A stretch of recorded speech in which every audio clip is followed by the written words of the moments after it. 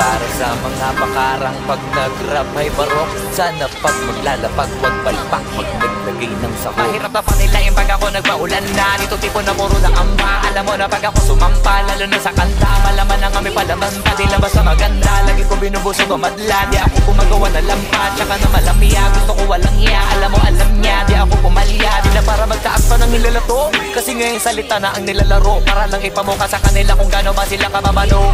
Kailangan ko magbuhat sa bangko. Pakitaan sila para mauga, ugain sila para matanto. Ipakita sa mga pagmumuka nila kung paano ang tunay na hambog. Nakabakat ako sa mapa, kahit hilingin mo na mapasama pa.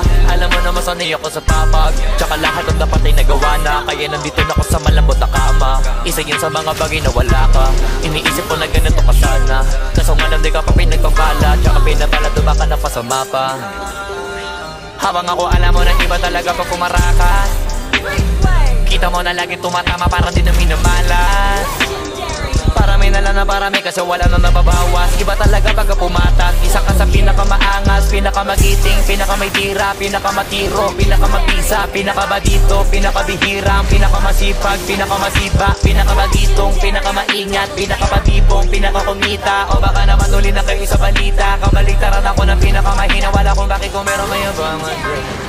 Sa totoo lang wala pa yun sa kanila.